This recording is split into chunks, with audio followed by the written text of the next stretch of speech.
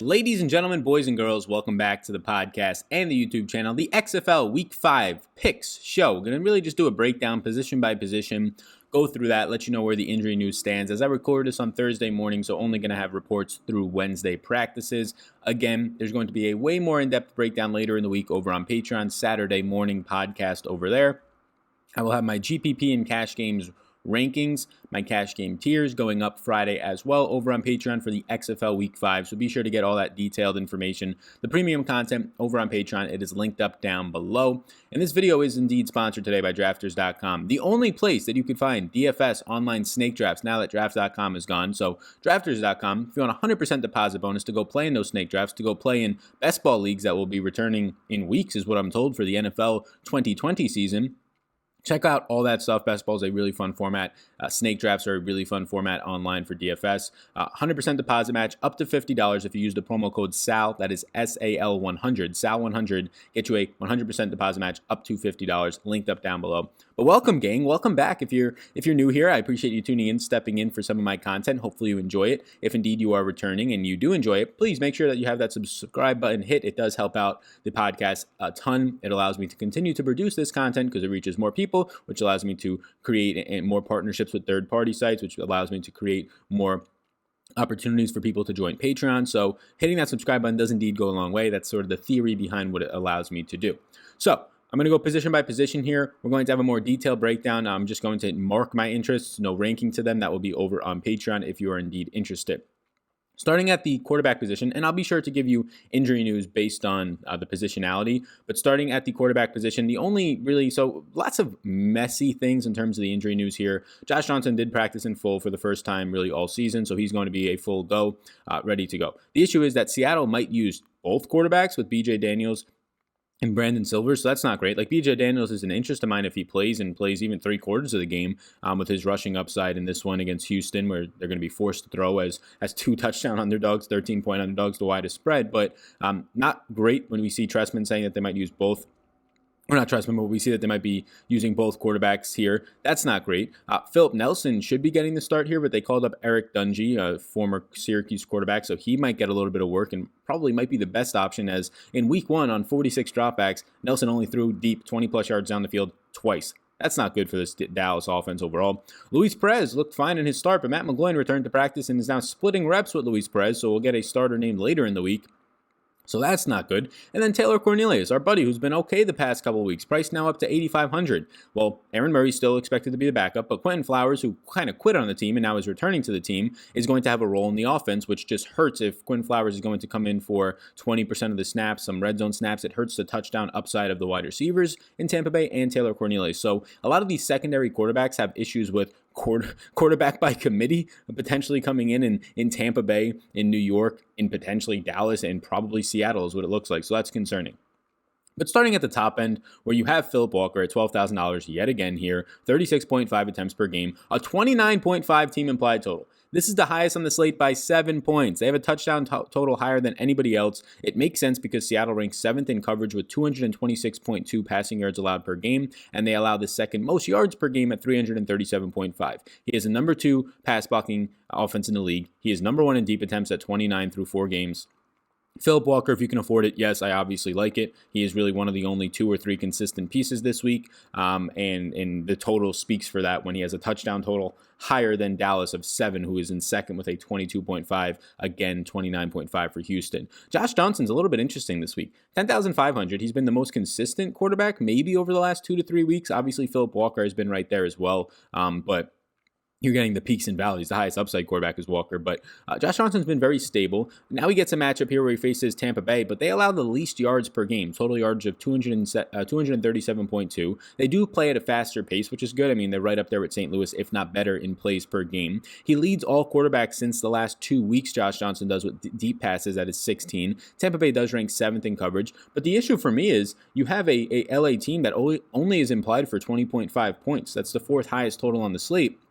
and you're paying the second highest price tag. Now, Johnson, if you're just looking for 18 to 20 fantasy points, it seems pretty secure for that, and then there's upside beyond it. So at 10,500, one of the quarterbacks that will be in play for me. Jordan Ta'amu's price point comes up a little bit. Last week, he ends up getting the 6+ fantasy points on the ground. That if you're just going to get 60+ rushing yards for Jordan Ta'amu, most weeks it's going to end up paying off for you. They run so many damn plays that he was able to throw 27 times in a game where they probably didn't have to throw that many times, where their running backs still combined for around 30 rush attempts between the three of them. So pretty crazy when you factor in Jordan Ta'amu that this team still ran like 40 times last week. It's just unreal just how many plays they're getting off. They're still able to throw 27 times. So now they get a matchup versus DC that ranks number 2 in pressure and number 4 in coverage. So just an average defense overall right now. Ta'amu's number 1 in rushing efficiency in the entire league. You have DC as the second worst run defense in the league. The issue is, for me right now, they are implied for just 21 implied points, but that is the third highest on the slate. Just 5 deep passes over the last 2 weeks. You did see, though, Jordan Ta'amu jump up to number 2 in play action passing because he had 10 play action passing attempts last week, the most in any one week sample, I believe, since week 1 for Cardale Jones. So Ta'amu looks okay. He's just stable at this point. He doesn't have another quarterback pushing him for his job. The third highest implied team total for the third highest price quarterback makes some sense. BJ Daniels, I want to have a lot of interest in him. Seattle throws just 28.3 times per game, so nothing too crazy, right around the league average, maybe a little bit better. But he has the rushing upside, and Houston allows 109.2 rushing yards per game. The problem is he has the second lowest implied total at 16.5 at this point. And the talk of there could be 2 QBs used. So I imagine hopefully by Friday we have a starting quarterback named and more clarity on the Seattle quarterback situation. Daniel seems to be the guy with more upside. Came in at the halfway point of the last game, came in the second half, and still rushed for 66 yards in one half, right? Only threw 5 of 10 times. Like, you're not going to get much from him out of the passing game. They're 2 touchdown underdogs for a reason. But if you get a $7,200 quarterback coming in, throwing for just say 100 yards and change with an interception, so he's got 4 fantasy points there. Get me a touchdown. That's all I need. 4 fantasy points there, so you're up to 8. And then the guy can rush for 80 yards on the ground. He did 66 and a half. 16 to 18 fantasy points from a quarterback could pay off at 7,200, depending on what it allows you to get in others' positions. The problem for me is, like, saving $5,000 off Philip Walker is fantastic. It allows you to squeeze in all the studs up top. Trey McBride's priced up. Cam Phillips still priced up. All the Houston wide receivers, Nick Holley in the slot got priced up. Parm still expensive. But it depends on really where you want to save money. I still think that we have value options at wide receiver to get to. And I think the ceiling and consistency on guys like Walker, Ta'amu, and Josh Johnson just seems a lot better than a rushing mobile quarterback who has no passing game upside with the second lowest team total on the slate and potentially another quarterback in there. So I do have interest. He's marked as an interest because he's cheap and his rushing upside, but the talk of 2 quarterbacks is very scary. Lastly, Philip Nelson, I think, is a very bad quarterback, but it's hard to ignore that Dallas is throwing 41.6 times per game this season. It's uncertain, though, if Nelson's going to play the whole game at 7,500. He had 43 attempts on 46 dropbacks in week 1, only threw the ball downfield 2 times, threw to his running backs 16 times, threw the slot 12 times when you factor in both Donald Parm and Flynn Nagel. So he wasn't throwing downfield, so there's your upside gone. 22.5 implied points, though, is the second highest on the slate, so that's something to feel good about. And New York ranks number 1 in pass rush, so quicker passes are probably coming, i.e. really good for Flynn Nagel, i.e. really good for the running backs here, Artis Payne and Dunbar, but they rank 8th in coverage, so that's okay. So at 7,500, if he's just in the offense that throws the most in the league, there's a risk that Eric Dungy can come in at halftime, so that's the issue here, but he's at least interesting. Luis Perez, I can't get to right now. He looked okay in the last game in terms of winning a game. They got up big. They were able to run the ball 20-plus times, 19 times with Darius Victor, which is something we haven't seen. But now Matt McGloin is back and splitting snaps with him in practice, so we'll see what happens there. Can't trust Cardale Jones at $9,000. St. Louis ranks number 2 in coverage, allowing just 173 yards per game. He is still number 1 in play action passing with 9 per game, but they only have an 18 implied team total, third worst. This DC team has fallen off a cliff on offense. I'm not trusting them. Maybe it's the week to jump back on them, but at $9,000, I'll pass. Heading over to the running back position now, so let's head over here. Appreciate y'all tuning in. Again, hit that thumbs up button, hit that subscribe button on whatever platform you're listening to. Running backs, I have a total of 7 listed here. Cameron Payne is number 4 in elusive rating, number 1 in running back route run, number 2 in receptions, and he has 11 more receptions than the guy in third place. He's got 20, third place in the league has 9. 65% of the week 4 snaps. Pretty good. I'll update you on the running back injuries. D'Angelo Henderson for Houston has not played since week 1 in the first quarter. He has been limited with a shoulder in practice. Christian Michael, well, all the running backs for St. Louis right now have injury statuses. Matt Jones, DMP with a knee. He's been doing that every single week, and then he plays. Christine Michael is with DMP with an illness. And then Sherman Batty, who they added to their active roster, was limited with a knee injury. Martez Carter and Larry Rose were both limited for LA. A hit for Carter, a foot for Larry Rose. And then this is a big one. De'Veon Smith did not practice with a foot injury for Tampa Bay. So keep an eye on that, because De'Veon Smith right now, you have an LA defense coming in that ranks dead last in the league in rush defense, allowing 131.5 yards per game. You have a Tampa Bay run blocking unit that ranks number 1 in the league.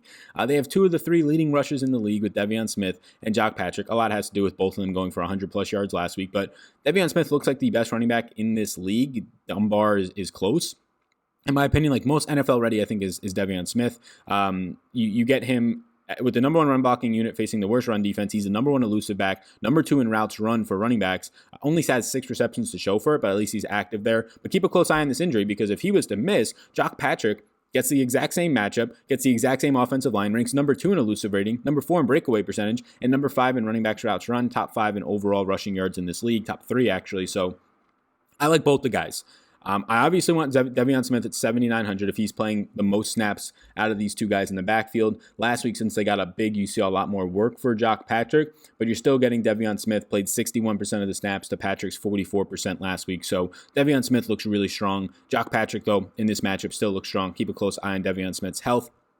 Lance Dunbar played 49% of the snaps last week, so he didn't play the majority, sadly, like he did the week before when he was on the field for a good amount with Cameron Sard-Payne, playing close to 60% of the snaps. But you did not have any other running backs touching the ball like you did week 1. Now Philip Nelson, who's just going to check it down to running backs nonstop, will be in there. So both Dallas running backs, once again, look really strong.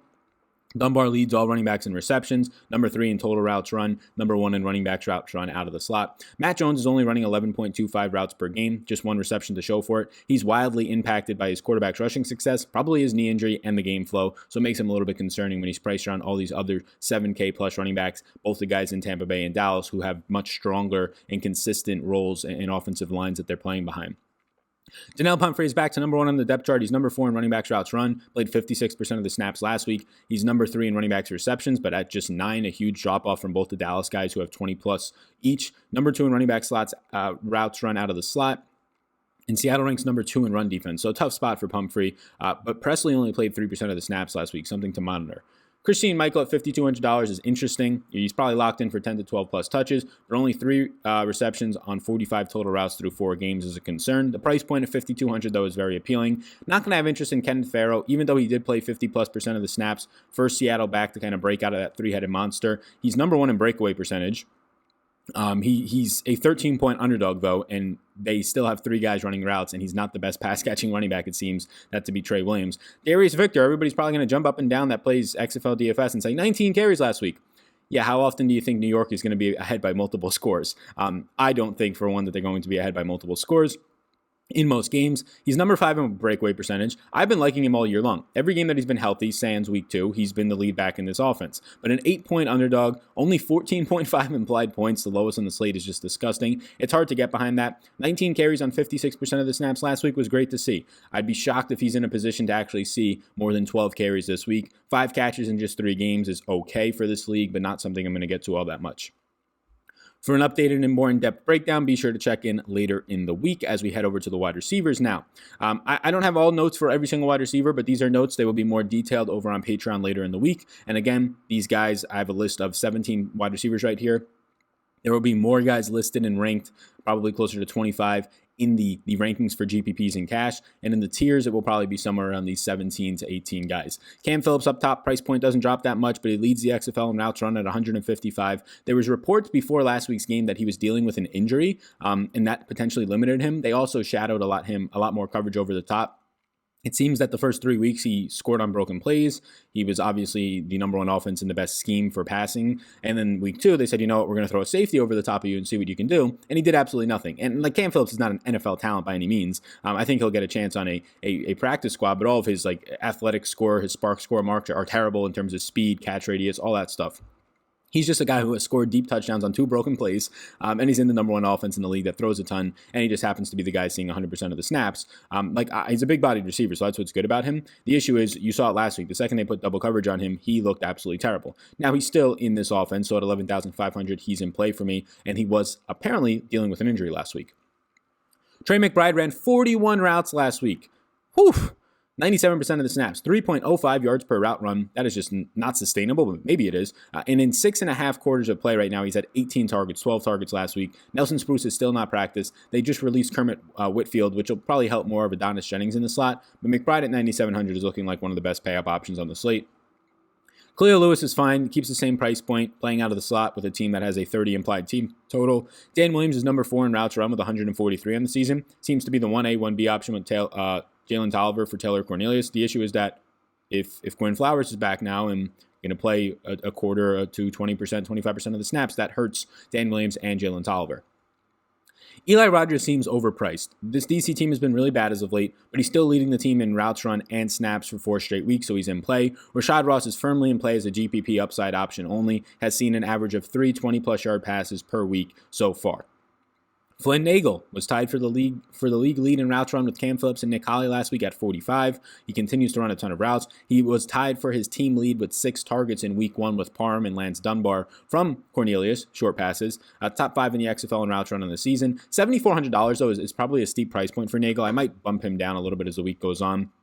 You're getting $7,400 for sure, 22 implied team total, second highest in the slate, but that's still not fantastic. It's very average to below average for the season, and then you're getting him coming in with a much worse quarterback, so that might be a steep price point. Nick Holley's price point skyrockets, but it's just hard to ignore when he played 100% of the snaps last week, ran the most routes, tied with Phillips and Nagel, and now you're getting him to potentially benefit even more if Phillips continues to be double-teamed.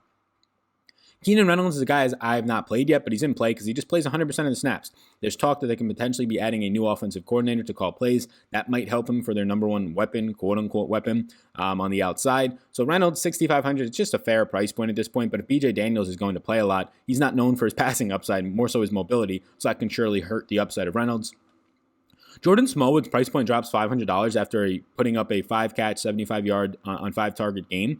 That all looks good, right? 12.5 fantasy points, but he only played 66% of the snaps. Blacknall ended up playing 35+% of the snaps. So with Trey McBride playing all the snaps on the outside, with Adonis Jennings seemingly now as the number 1 slot receiver on this team as long as Nelson Spruce is out since Whitfield was released, it seems like there's a rotation with Smallwood and Blacknall on the outside. And if Blacknall continues to play more snaps, 40%, it's going to directly cut from Smallwood. So I actually agree with the price reduction. Some people might see the price reduction and say, hey, what happened here? He's a lock. No, he's not. He only played 66% of the snaps. In my opinion, he probably overproduced with 75 yards on 5 catches for 5 targets, 100% catch rate on the outside. Jalen Tolliver is number 3 in the XFL with in routes run. Still a favorable price point. Number 6 in targets with 6.8 per game. Just a concern on how much Flowers is actually going to play in this one. Reese Horn, the slot receiver for this team. Number 5 in the XFL in routes run, but he's only seeing 6.3 targets per game, and they're all low A-dot targets compared to Tolliver and Dan Williams on the outside. If Nick Truesdell, who has not yet practiced this week with a knee injury and has not played in the last 2 games, if he was to return, it would really hurt Reese Horn's upside. DeAndre Hopkins down to the 4K range. He's just dropping on the depth chart firmly behind Ross. Played 71% of the snaps last week, saw 22 routes run. Interesting GPP option, but again, just an 18 implied team total for DC. Sam Mobley is now the firm outside receiver ahead of Sammy Coates on the outside. Second straight week of 55-plus snaps. No real interest in Sammy Coates moving forward. So the below 4K options for me at wide receiver right now are Mobley. Josh Crockett, I'm probably going to end up taking off of this. He's just really dusty now with Philip Nelson starting. DeAndre Gouldsby, a tight end for Tampa Bay, as long as Truesdale is still out to see some run. And Adonis Jennings, as much as I don't want to play the guy, last night's news of Whitfield being waived means that Adonis Jennings, instead of splitting 44% of the snaps with him, is now probably going to be the primary slot receiver as long as Nelson Spruce is out. So at $3,500, that's appealing. I didn't say Donald Parm's name, but look, week 1 he was tied with 6 targets thrown from Phil Nelson. He is the best player in the XFL, in my opinion, is Donald Parm. Just overall, like you can tell me that Philip Walker might be the best player in the XFL, maybe Josh Johnson, but I think it's Donald Parm when you factor in every single position. So, most NFL ready, in my opinion, across the board. 4 catches, 40 yards, and 6 targets week 1. But Philip Nelson only attempted 2 deep passes. So, look, if Parm was 7,500, sure, I'd go there. But he's 9,500. You're choosing Parm with Philip Nelson's spaghetti noodle arm over Trey McBride and over Cam Phillips at that point. And I just really don't want to be doing that. Pearson only ran 15 routes out of the slot. He actually ran as the backup slot receiver in this game, and now he's 9,200. Brandon Riley actually ran 16 routes out of the slot ahead of him, so barely the backup. He pretty much split the role, but $9,200, people are just going to see the production. He's doing this, and he's overproducing on the routes he's running. Austin Pro at 8,000, not much interest. LaDainian Washington's price dropping to 6,600 starts to become appealing. Colby Pearson at $6,000 flat, if Perez continues to start, would be appealing as well. That's where I'm at. That is a bunch of players that I have interest in. I will mark them and distinguish between their rankings and tiers over on Patreon later in the week on Friday, and also on our Saturday Closing Thoughts podcast. We'll talk about that. We'll talk about ownership. We'll talk about everything. I'll also be live here on YouTube an hour before the games start for the XFL next week. Check out drafters.com. DFS online snake drafts. I appreciate it if you want to check that out. If you want to use the code down below, SAL100, or the link takes you over to Drafters. SAL100 gives you a 100% deposit match up to $50. So you want to play, you want to try it out for $10, you get $10 for free. Bam. Check that out. Big contest is usually around $10, so you can get a couple entries into that. Check out my Patreon exclusive content. And before you leave, hit the subscribe button on whatever platform you're listening to. If you leave a review, you get entered into a raffle for a $25 giveaway. Peace out, gang. I appreciate you all so much. See you later, gang. Thanks for tuning in, and I hope you enjoyed that video. Above my head, if you're not already subscribed to this channel, I do ask you if you can please hit that subscribe button. Helps me out a good amount to reach more people. You can also follow me on Twitter. That's over there. Right in the corner is my @SalVetryDFS Twitter. And then above, you'll find my Patreon link. You can click on that if you want more exclusive content for me. Or a video is going to pop up, so why don't you check that one out as well. I think it's going to be beneficial for you. Thank you so much again for tuning in, and I hope you have a fantastic rest of your day.